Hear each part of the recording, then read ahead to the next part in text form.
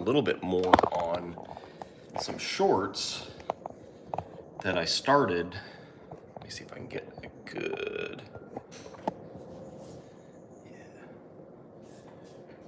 trying to get a good camera angle so you can see what I'm doing. So this is a pair of shorts that I started to make a few days ago, and it is a pair that I've cut out from scratch, from a pattern actually that one of my crafters a couple of years ago, she was really good at designing clothing, and so she actually came up with a pattern, and I kind of gave her a challenge. I wanted to do something that was double chambered, and so she kind of came up with a pair of running shorts. And so what I'm actually doing right now is I'm working on the two chambers. So I can test these things separate. One of them is the back, so it's actually bigger. In fact, if I lay them on top, you can kind of see that this is a bit bigger because the butt's bigger. So it's got a bigger kind of crotch region than the front does. So it's kind of interesting, like the seam doesn't come straight down the side. It's a little bit offset because of how the human body is offset. So what I'm doing right now is I have cut out basically 4 pieces. 1, 2, well, actually 8, because these things are inflatable. So there's like 1, 2, 3, 4, 5, 6, 7, 8.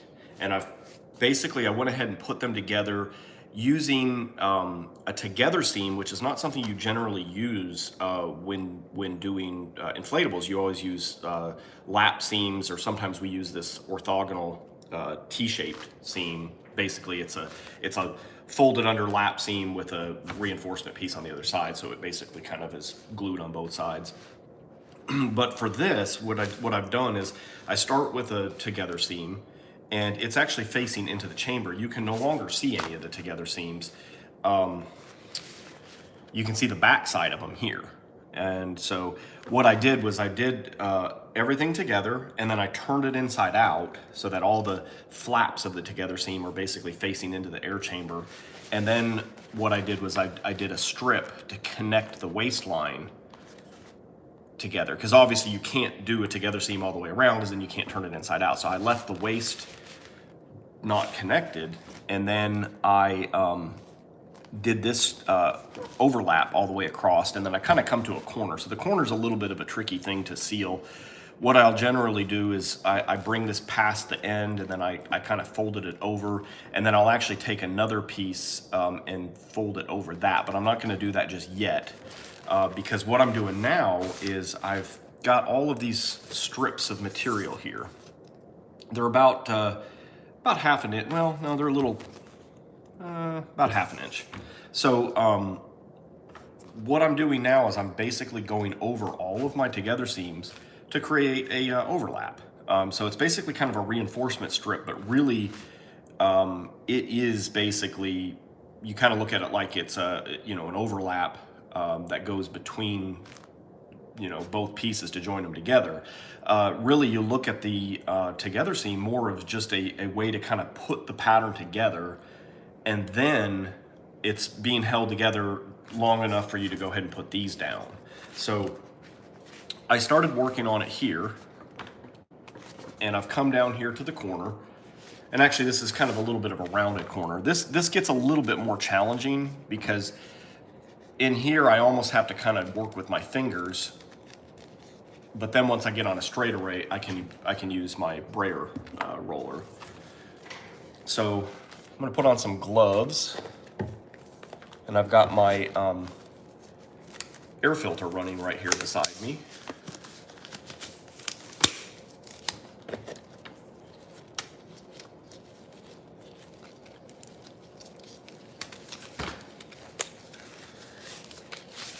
And it looks like I might have to run to get my syringe. I left it in the other room.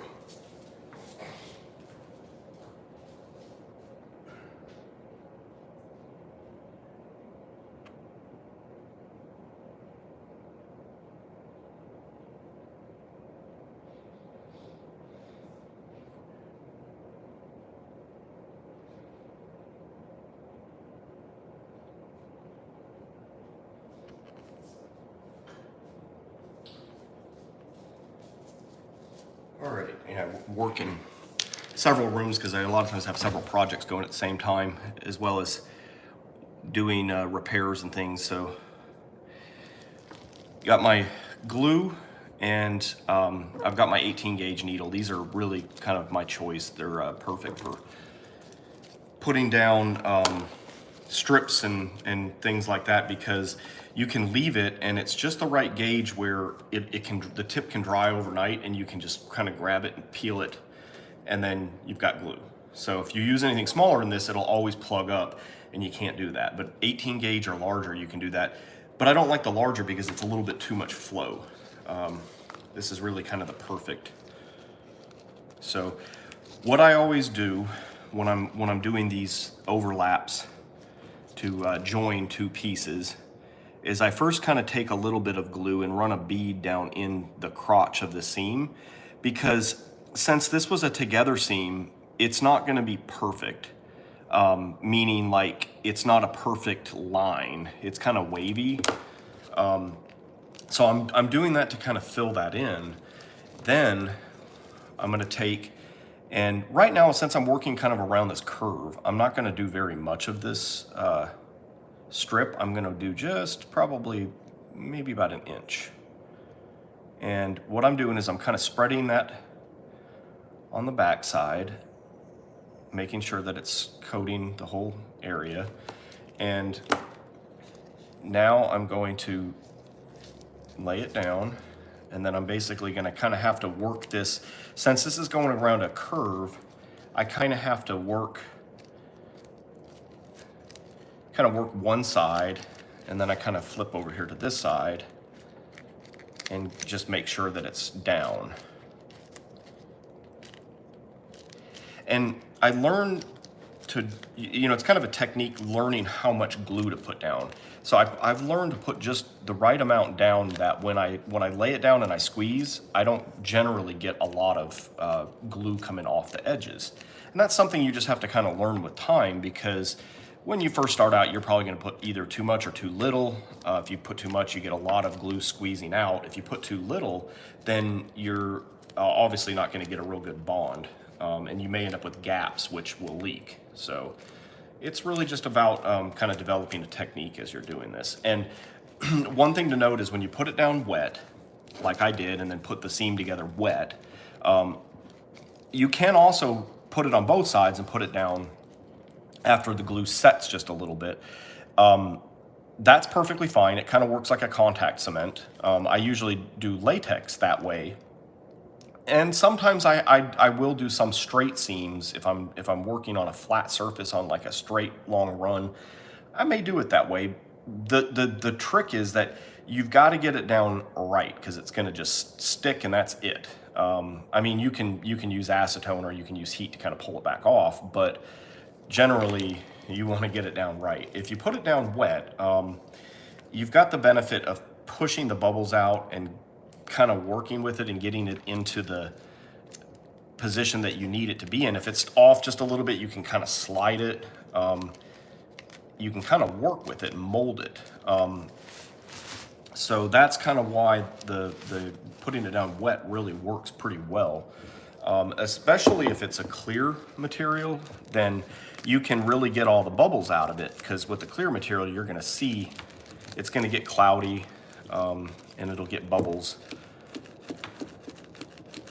So I'm rolling it here against a glass jar. It gives me a nice curved surface, which is really good for dealing with some of these curved seams.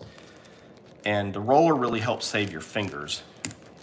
If you do this a lot, you'll notice that your fingers are going to start having some problems from using them and putting so much pressure on them. So I try to use them some, but then I kind of trade it off with using the roller. And so I always pull it back to make sure that I'm got an even bond all the way across.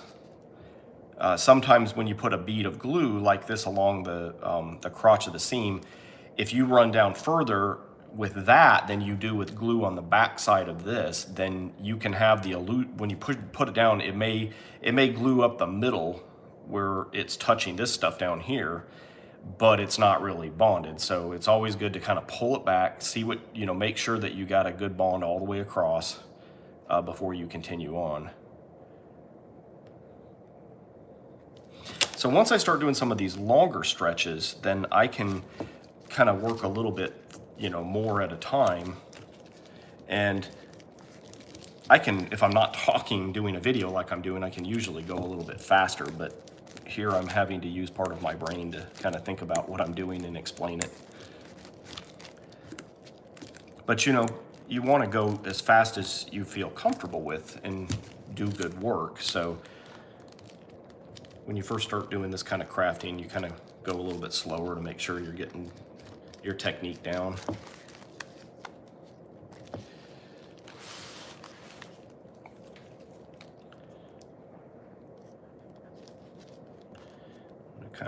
I can kind of feel, so it kind of dips in there and it kind of comes up to a little peak there and it kind of dips in. So that's why I'm doing that, kind of filling in that little groove. And then we're gonna get a nice coat on the back side of this piece.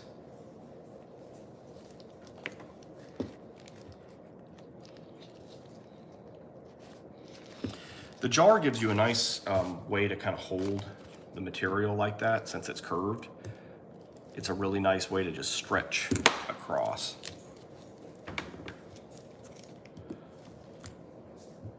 That is just something that I kind of discovered by accident earlier on. It works really well. Actually, it was I think we were working on a latex dress, and we had some curved seams, and it was just not working out right doing it on a flat surface. And so I was like, since we're dealing with curved stuff, maybe I need a curved surface. So I grabbed, I think, a humidifier tank, and it's about that big around, and it's about that big around, and it worked out pretty well for gluing those seams. So ever since then, I kind of have worked with a curved surface most of the time, using a cylinder of some kind. Generally, I like the glass because it's nice and hard, doesn't flex or anything.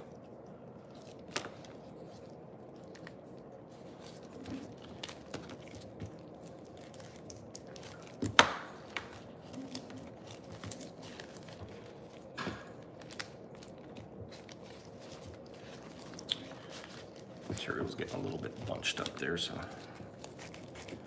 rearranged it.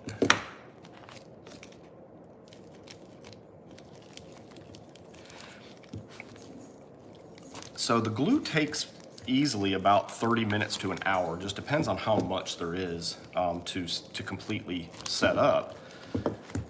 All of the volatiles have to evaporate out. And so for 30 minutes, you really can kind of go back and continue to roll the seam. The more pressure you put, really, the better bond it's going to get. It's going to basically affect and dissolve a little bit more of the material. It's going to push into the material a little bit more, and it's going to make more of those molecules along the surface kind of smoosh together and make adhesion. You're basically, the glue is just a solvent, and it has some vinyl molecules already in it, kind of in liquid form, already in solution, I guess you'd call it. So when you put this glue down, it has solvent that's going to melt the vinyl you're applying it to, as well as the vinyl that's already in it is already kind of, dissolved. So once the solvent evaporates, then you're basically just left with the vinyl molecules that are already in the glue, and those are really what kind of form the bonds between the two layers, is that vinyl. I mean, you probably get some molecules between the two surfaces that actually kind of come together. But for the majority of it, it's that kind of fill vinyl that's in there. It's basically kind of connecting between those two surfaces. So that's kind of the idea with it, and that's why you really want the pressure, is to kind of make sure that as many of those kind of come together and connect. So the right amount of glue and the right amount of pressure is kind of the critical ingredients to getting a really good strong bond. You can also, this is virgin material, so it's pretty, it's clean and it's new. It doesn't really have anything on it. So it bonds pretty well. If you're not sure, you can always kind of clean the area that you're about to do with acetone, but you got to be careful because the acetone will make the material prone to folding over and then bonding to itself. So to avoid that, you don't really want to do a very big area if you kind of clean it ahead of time. You don't want to risk that happening. But you can kind of take a Q-tip and or paintbrush and kind of clean the area that you're going to glue, and you'll get a much stronger bond. If you really need to have strength for some reason, you have a lot of pressure on a certain spot, then that's a really good technique that you can do. If you're using like a pullback strap or something for like an SPH.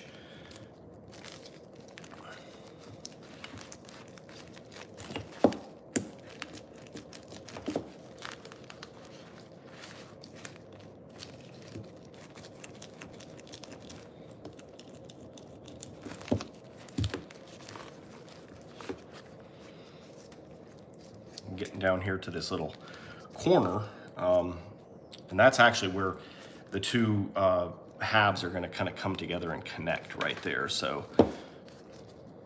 we'll just kind of come across this and do our best. I may even, depending on how I do it, I may have to cut a little relief cut to get it to go across that. We'll just get down here to it and see how well that folds. I believe that's what I did last time.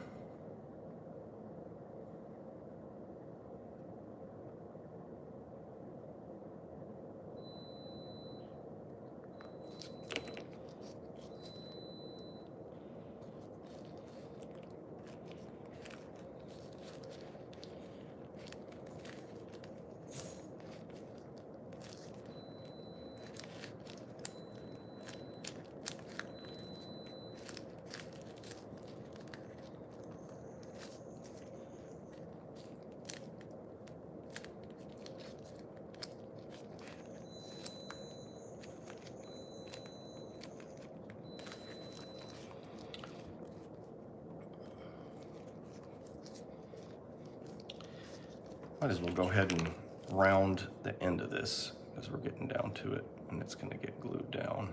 I don't like to have corners because they never stay glued. They might start off glued, but they always end up coming unglued.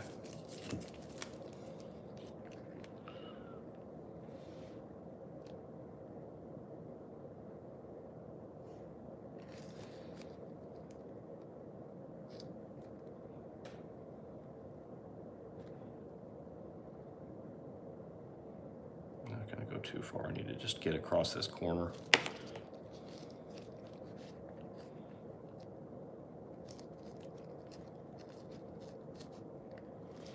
So I'm going to kind of put it down on the other side. I kind of bring these together.